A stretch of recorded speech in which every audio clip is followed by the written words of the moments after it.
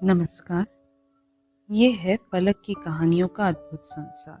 किस्सा कहानी, कहानियाँ जिसमें हम लिखते हैं खुद को।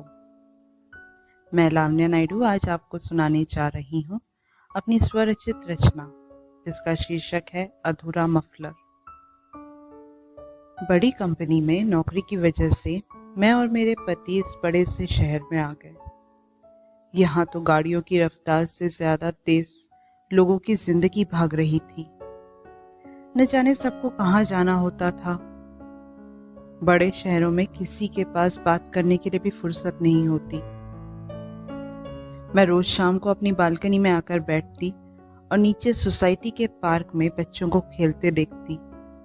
कभी कभी नजर दूसरी बिल्डिंग पर चली जाती। उस बिल्डिंग के एक घर पर हमेशा मेरी नजर जाकर रुक जाती।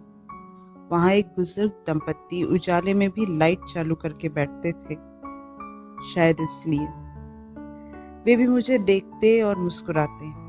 अब ये रोज का सिलसिला हो गया था। वो बुजुर्ग महिला हाथ हिलाकर मुस्कुरा देती। जवाब में मैं भी हाथ हिला देती। वहां बैठकर कुछ बुना करती थी शायद। दूर से मुझे दिखाती। मैं भी सुंदर है का इशारा कर देती।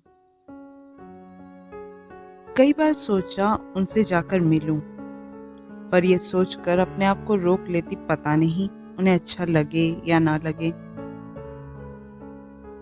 2 दिन से उनकी बालकनी की ना लाइट जली हुई दिखी, ना वे दोनों बालकनी में नजर आए।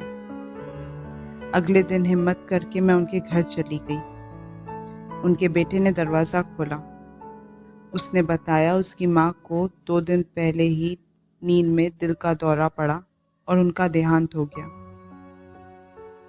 मुझे झटका सा लगा। मैं वापस आने को हुई तो अंकल बाहर आए।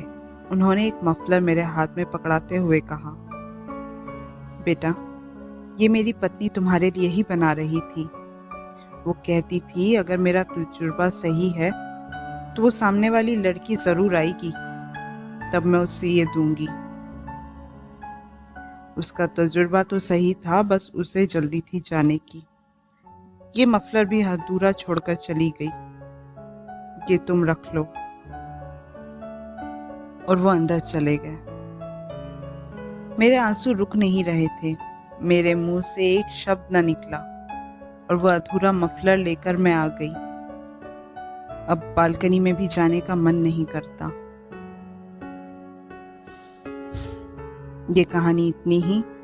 आप अभी सुन रहे थे लावण्या नायडू की आवाज में कहानी अधूरा मफलर। ये है फलक का चैनल किस्सा कहानी। फिर मिलते हैं एक नई कहानी के साथ। तब तक खुश रहिए। धन्यवाद।